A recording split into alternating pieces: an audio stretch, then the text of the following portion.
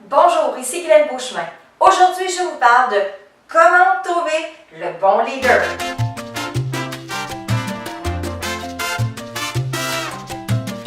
Alors, comment est-ce qu'on peut trouver le leader de notre choix qui va nous permettre de nous élever, de nous faire avancer là où nous désirons aller? Eh bien, aujourd'hui, je vous offre quelques éléments que j'ai déterminés dans ma vie pour justement savoir et m'assurer que je choisis les bonnes personnes avec qui m'entourer.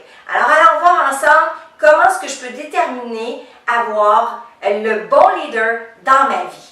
Eh bien, je l'ai déterminé avec la confiance. Il y a deux choses, avoir confiance ou faire confiance.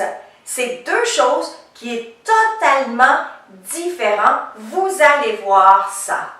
Alors, avoir confiance, c'est un sentiment qui se fie entièrement sur quelque chose. Oui, écoutez bien, un sentiment qui se fie entièrement sur quelque chose. Qu'est-ce que ça veut dire exactement? C'est quelque chose qui est encore plus fort que ce que vous voyez, de ce que vous entendez, ce que vous ressentez. C'est ce qu'on appelle la foi.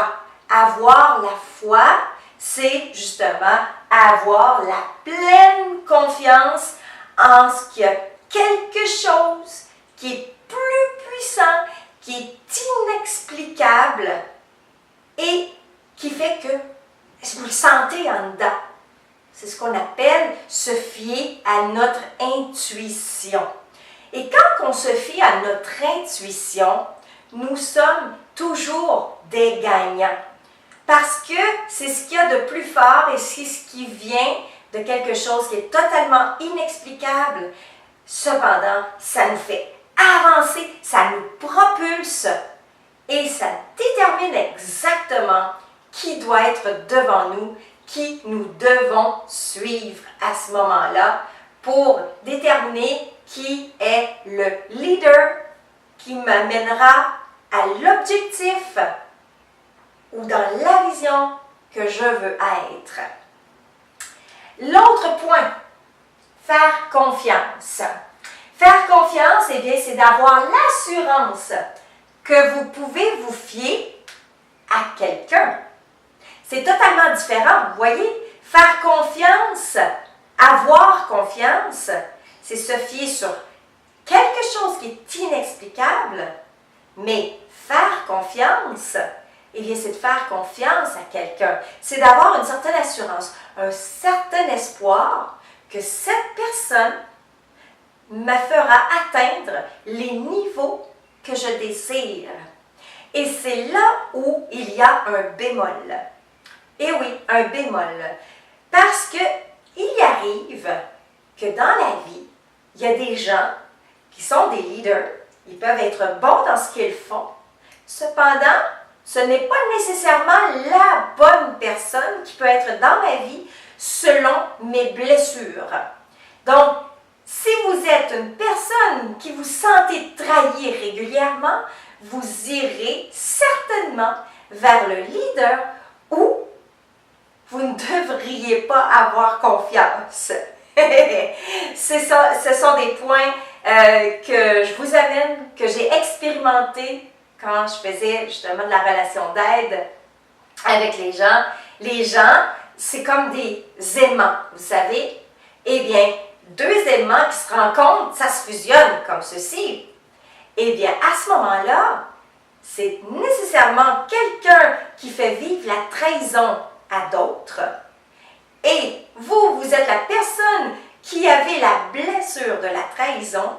Vous serez certainement aimanté à cette personne-ci afin que vous soyez encore une fois trahi dans votre vie.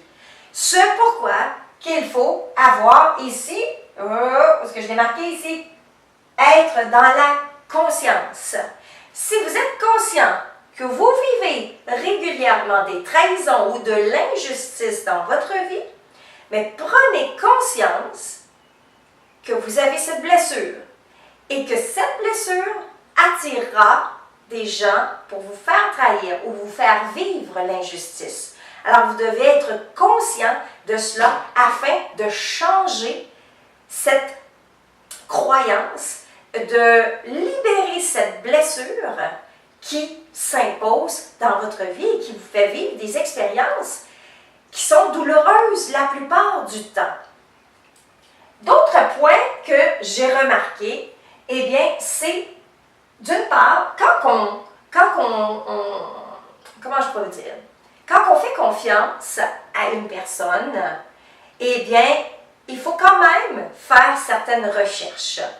Alors, ces recherches nous permettront de s'assurer que les éléments que cette personne-là nous dit, eh bien, que c'est des bons éléments, que ces éléments sont véridiques.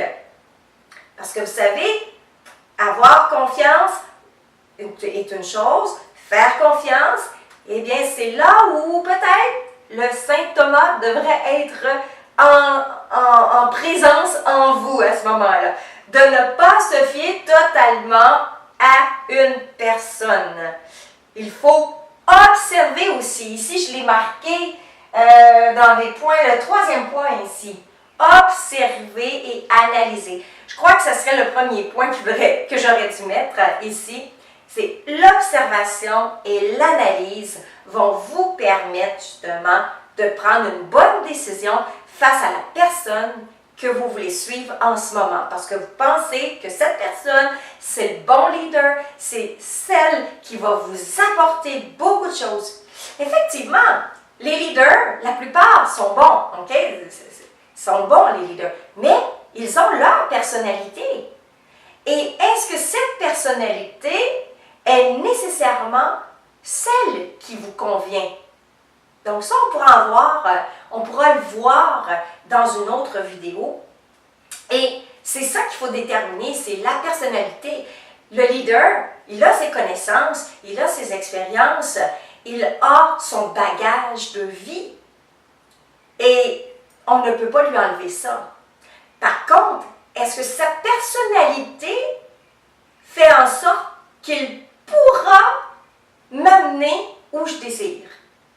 Ça, c'est une autre chose. Ce qui est très important, c'est observer, analyser la personne, ensuite faites vos recherches sur ce qu'elle dit, sur ce qu'elle raconte, afin que tout ce qui est mentionné, c'est la vérité. Un autre point ici, eh bien, c'est de poser des questions.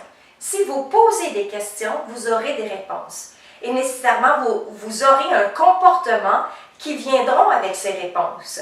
Et de là, si vous êtes en observation et en analyse, vous serez en mesure de savoir si c'est cohérent avec ce qu'il dit dans sa vie.